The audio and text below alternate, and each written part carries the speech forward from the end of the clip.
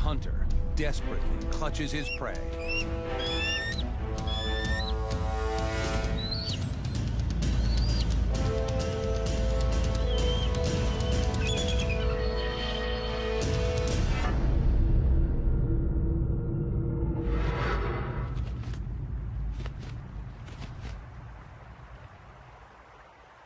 The battle is over, and his catch is gone. But he doesn't lose his cool.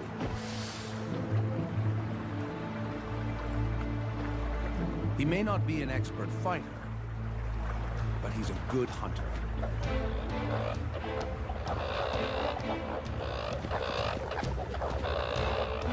He catches another coot by surprise.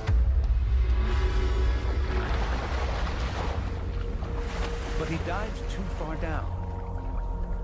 His feathers are waterlogged. Now, he could drown. All he has to do is let go of the coot. But he's not giving up his meal. Typically, fish don't fly and birds don't swim. But he'll have to break the rules. He tries out a kind of butterfly stroke.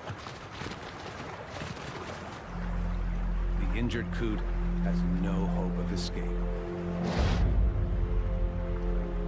Safely away from thieving eagles, the predator claims his hard-earned meal. The eagle turned the failure of his first hunt into opportunity. While the others were still fighting over his prey, he nailed another coot on the QT. It went downhill when his feathers got wet. The eagle weighs 14 pounds, and a little water, along with a 2-pound coot, meant he had to get to land quick, risk hypothermia and drowning. He innovated and started paddling, prey in tow.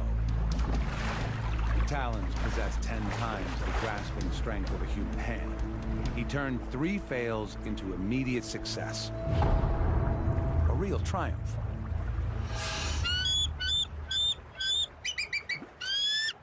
The hunt was a risk, but it's nothing compared to another eagle that goes for a bird twice as large as the coot. She finds it on East Africa's vast soda lakes.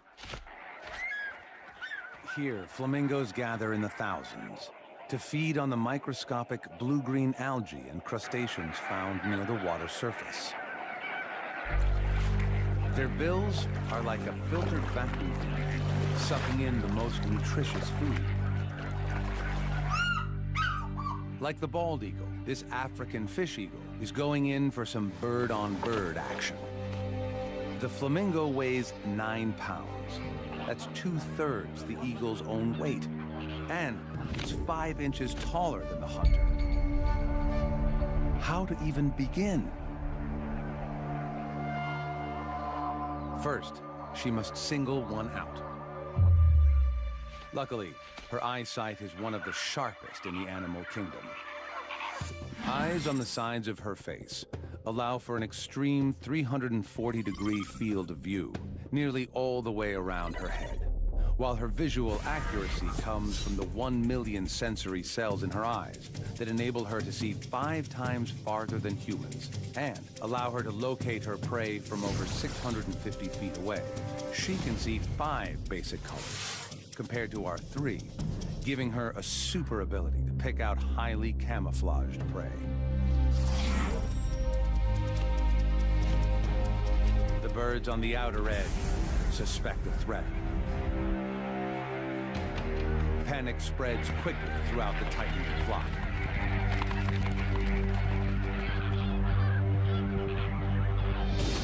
The eagle scans for any sign of weakness and identifies one flamingo isolated from the rest. A full-on attack isn't going to work, but every time, the flamingo is thwarted.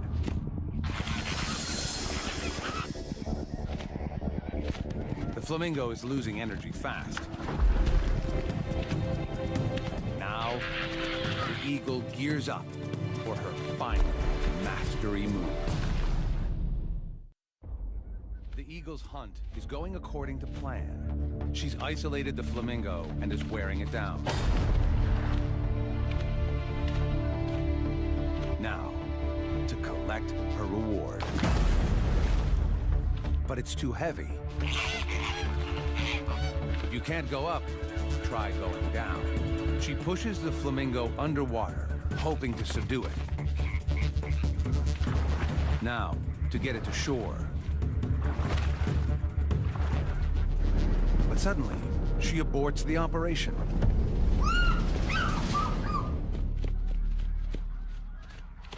It's a fail. What happened? Flamingos spend 80% of the day feeding to keep their energy levels up. The eagle's strategy was to isolate a straggler and tire it out with dive bombs until it used up all its energy and was too weak to escape. But the 9-pound flamingo weighed too much for her to carry, so she dunked it, and then tried to get it to shore, like the bald eagle did with the coot. But a minute into it, she realized she didn't have the strength. Sometimes you have to know when to quit.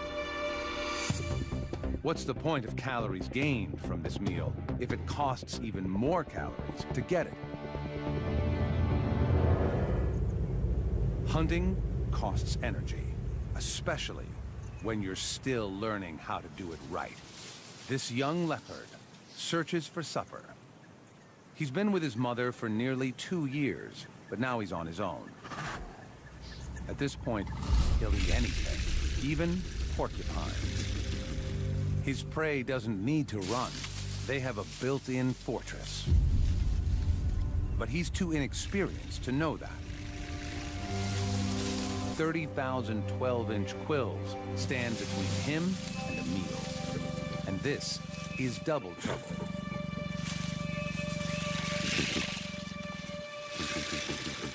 He knows they're vulnerable from beneath, but he can't figure out how to get there.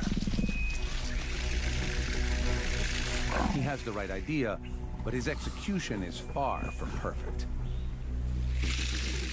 The quills can lead to septic wounds that can be fatal. The leopard tests the limits, unsure of how to proceed.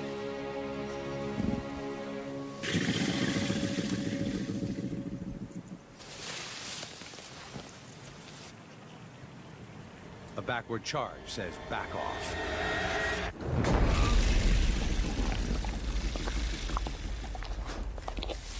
One, 0 to the porcupine.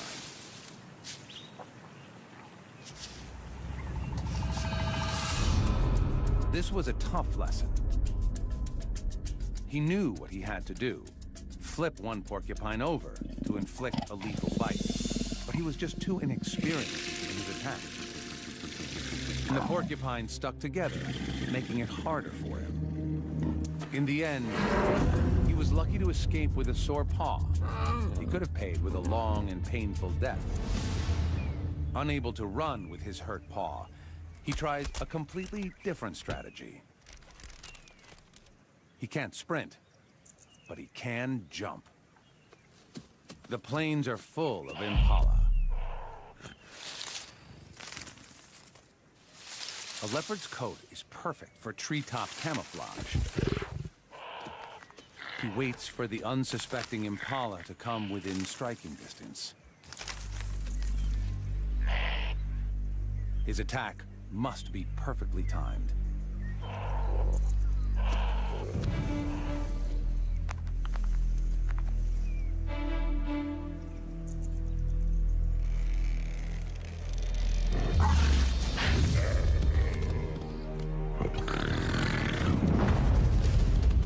He misses and gives chase.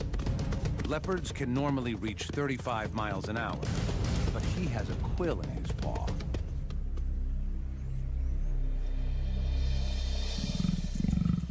Double fail.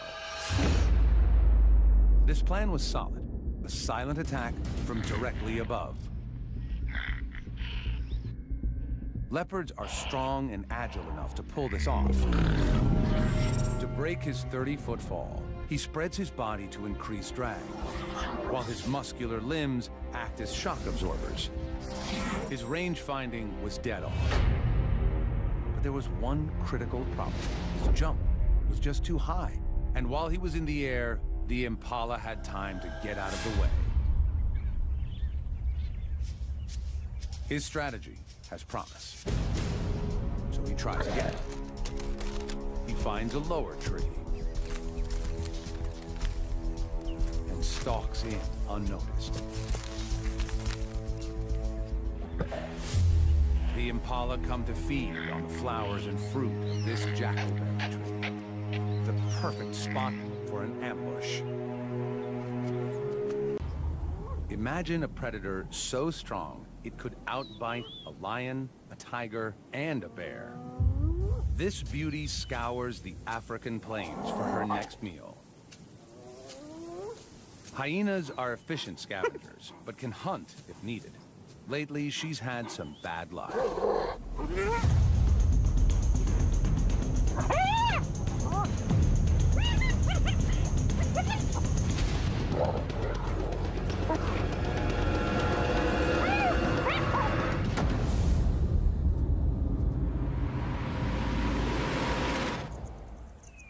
Her cubs need her protein-rich milk, and she can't produce it if she doesn't eat. She needs food, and she needs it now. She detects a faint whiff of carrion and heads in that direction. She can smell meat from over a mile away. Across the plains, lions have killed. They're feasting on a wildebeest, and she'd love a part of it. Other hyenas have the same idea. But there's no hospitality here. These lions weigh twice as much as her. Pushing in is risky. Lions kill hyenas regularly.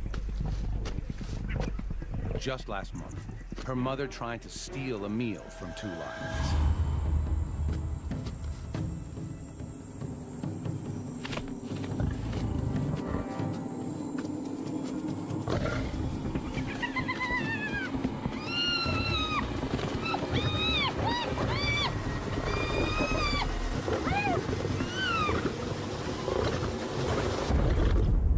It was a gruesome loss. She knows the risks, but hunger trumps caution.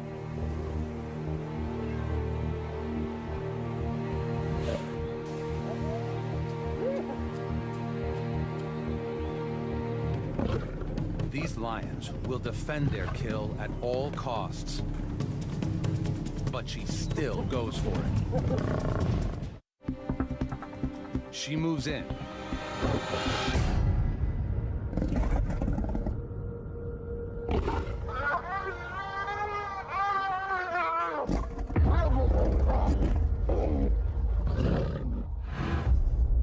And just manages to escape. What went wrong? She joined forces with 2 fellow hyenas to muscle in on the lion's kill.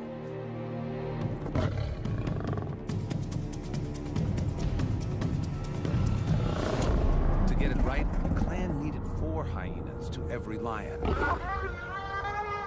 But without reinforcements, the 3 lions were just too strong, and the plan backfired. There's no point wasting any more energy here. When the stealing gets tough, the tough go hunting. Especially when all over the plains, deliciousness abounds.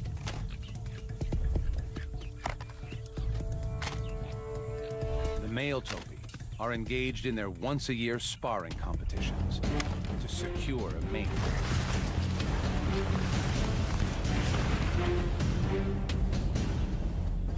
And some are just plain exhausted. She watches them closely. Her strategy? Hit them when they're down. She sneaks up close, hoping to go unnoticed.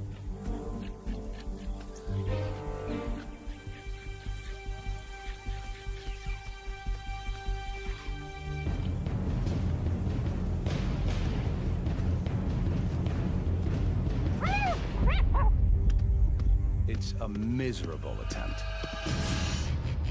She had no plan at all, and just tried to creep in and secure a hold on the Topi as it lay dozing. Her approach gave her away, and the big antelope was just too strong and quick. Topi are one of the fastest mammals on Earth, and can run at 50 miles an hour. That's 10 miles an hour faster than hyenas. Back to the drawing board. The Topi need to settle before they can try again. She heads further across the plain, where her intent is not yet suspect. Her plan is to get a grip with her jaws. Hyenas have the strongest bite in the mammal kingdom and exert up to 1,000 pounds of pressure. If she can get a hold of any part of the Topi, her huge jaw and powerful neck muscles, normally designed to lift heavy prey, will enable her to hang on.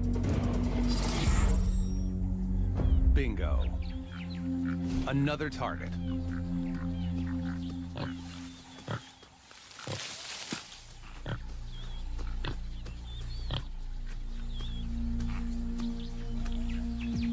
She stalks in closer.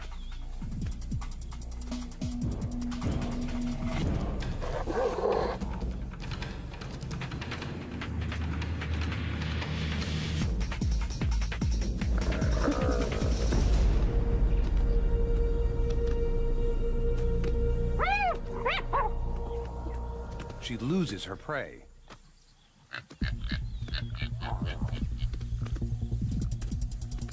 It's a fail, but that's not all.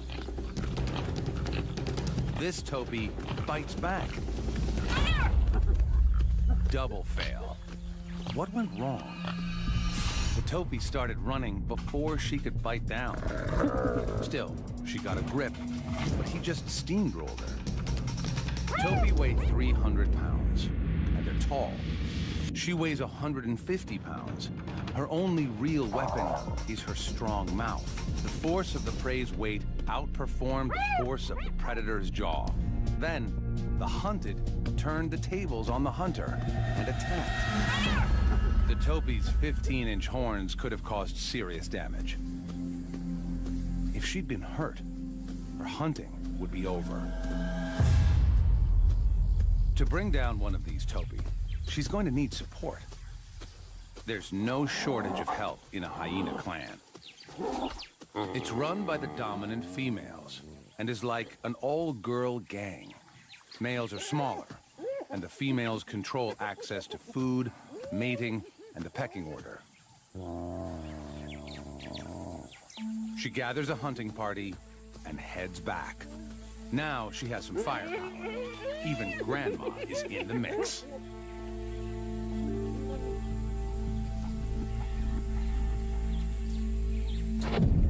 The Topis spot the group immediately. A hunting party is much more obvious than a sneaky single.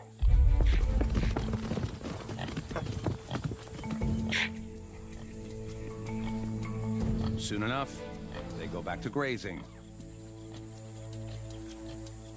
and dozing.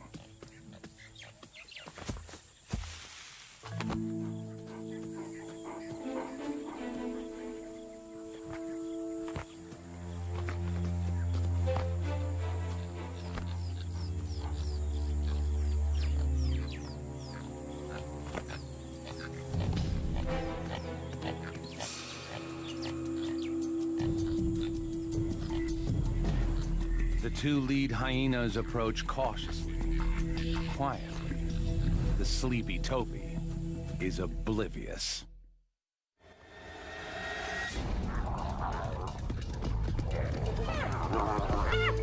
300 pounds of hungry hyena weight tired the Topi out quickly. Hunting is way more expensive than scavenging, but this time they got a high return on their investment. More often than not, they just steal from other successful killers, even if that hunter is an infamous 60-pound dog. African wild dogs are just that, true dogs, while hyenas are actually more closely related to cats. When the two cross paths, they fight, like cats and dogs. Hyenas are 3 times a dog's weight, but the dogs are faster. The smaller dogs band together to target the hyena's soft hindquarters and use their numbers against her. Her only defense is to hole up. They must beware of the hyena's jaws.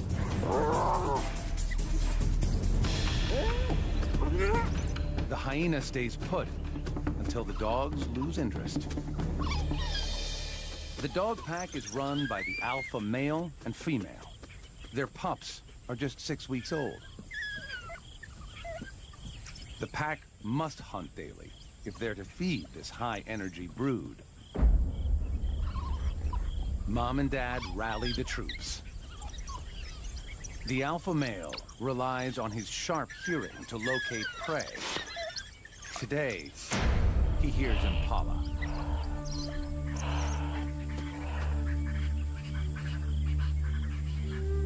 Some stalk in.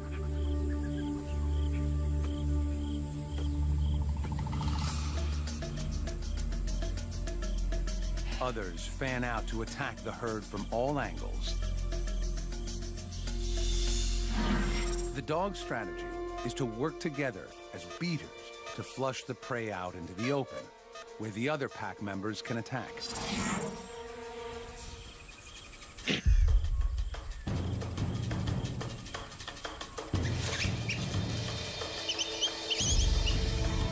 The impala scatter. Their tactic is to zigzag their way through the bush, but the dog pack encircle the herd. As the impala cut across the curve, the dogs narrow the gap.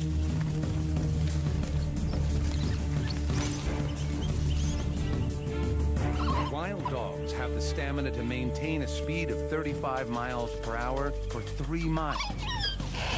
So it's a long chase.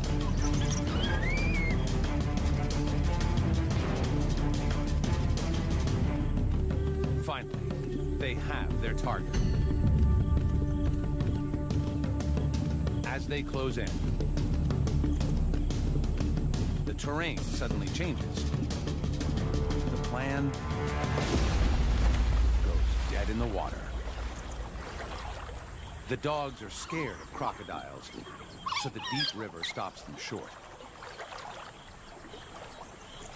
It's a fail. Their plan seemed solid. They split up and isolated one impala from the herd. The prey had its own strategy. It deliberately ran into the water. This was a smart counter. With only a 33% chance of being taken by a crocodile versus over 80% chance of being caught by the dogs, he chose right. The pack regroups and heads back to the den during the heat of the day. They'll wait until dusk before hunting again. Wild dogs expend loads of energy on a single chase, so this pack needs a payoff soon.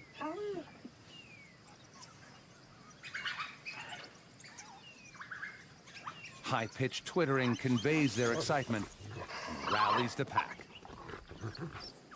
It's time to hunt again.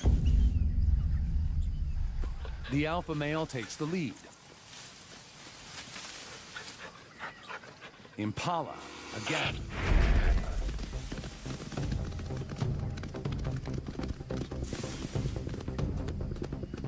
dogs split up to take their flanking positions around the prey. As Africa's marathon runners, the dogs are equipped with large hearts and lungs to assist with speed and endurance, while their large ears act as heat radiators to help keep them cool. The dogs hunt in relay, taking turns to run down the impala until it's exhausted.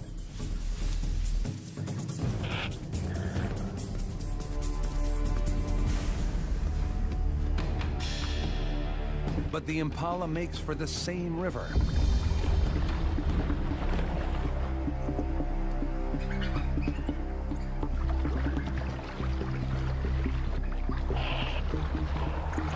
Impala tire easily in water, and the dogs know it.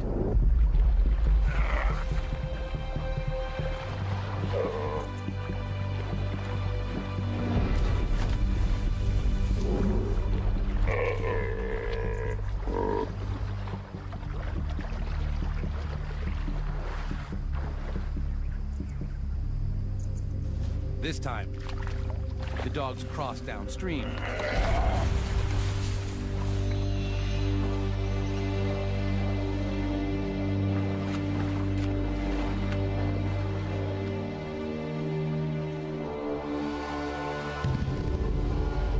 Success. The impala was exhausted from the chase, and the swim used every bit of energy it had left. The dogs got clever, using a shallow crossing in the river. Dogs don't like water unless there's meat within their grasp.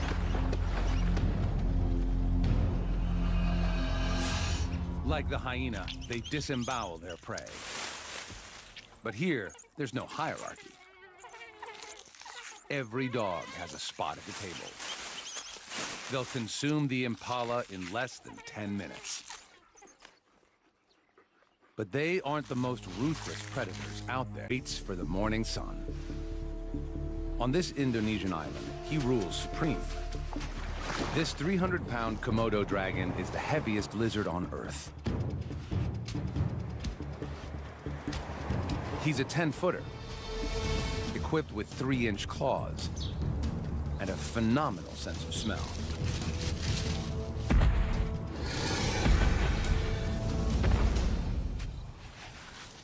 As the temperature approaches 100 degrees Fahrenheit, the dragon heads for a water hole.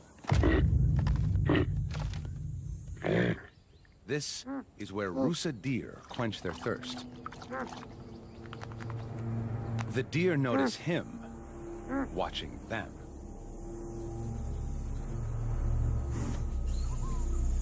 They're not giving up their drink for such a slow predator. The dragon casually ambles closer.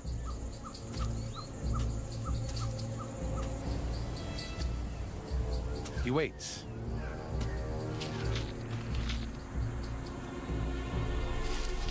And then, just when they're lulled into a sense of security, he makes his move.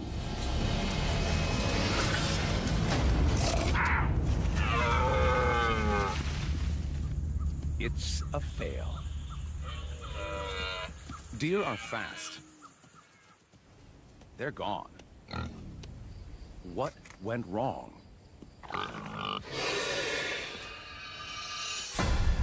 The dragon played the part of innocent bystander and worked himself closer. His top speed is 12 miles per hour, much slower than a deer. Normally, he'd ambush his prey from a yard away. They saw him, triggering the deer's flight response. More importantly, he couldn't deploy his secret weapon. He changes up his strategy.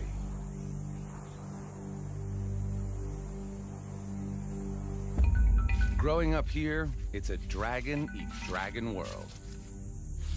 Komodos are cannibals. Especially of the young and innocent.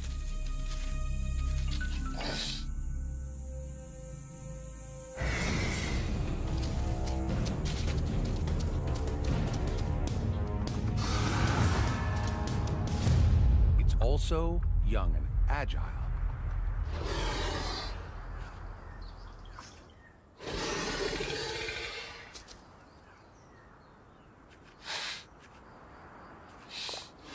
Out of reach, the adult waits patiently. Young dragons make up 1/10 of an adult dragon's diet. The youngster senses that this is his only safe spot.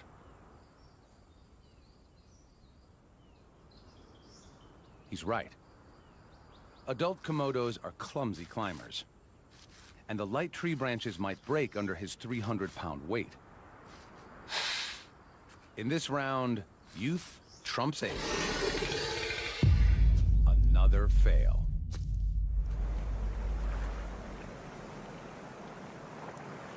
The hungry stomach of the Komodo grumbles for a new strategy.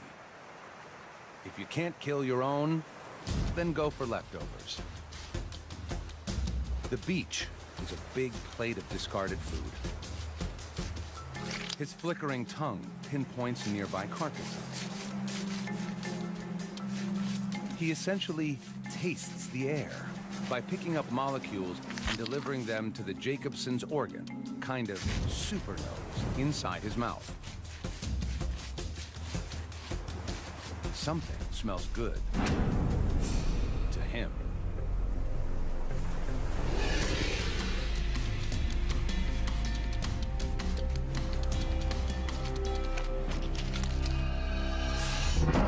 Several movable jaw joints let him expand his mouth wide enough to vacuum the fish down whole, bones and all.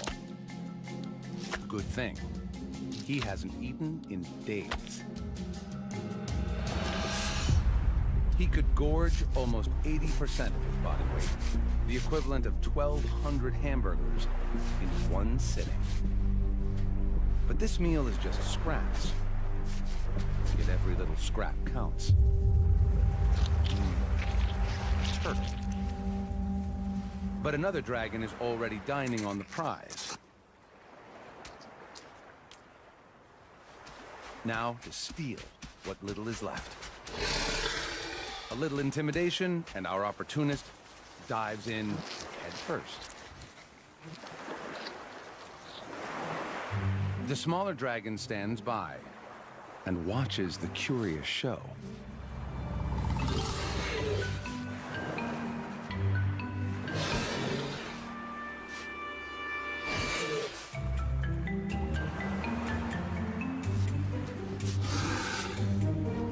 Today, he's a jack of all trades and master of none. By afternoon, the dragon is ravenous and is...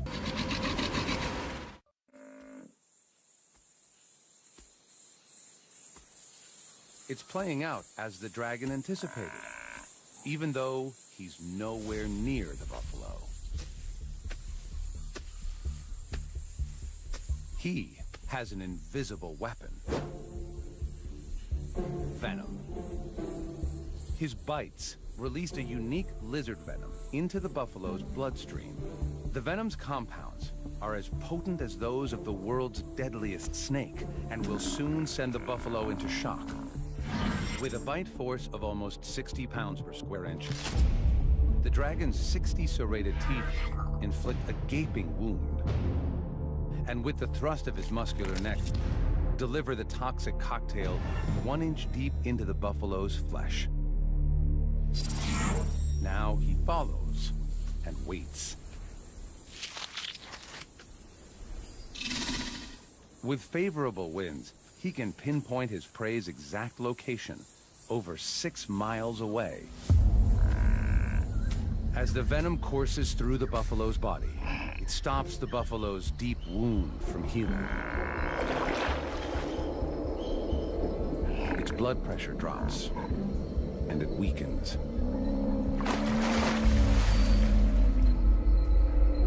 The buffalo's waterhole adds a second invisible force. Bacteria from the feces-filled water, which enter the wound and all but guarantee noxious infection. The buffalo takes one last stand against the dragon. Shock sets in, and its body begins shutting down.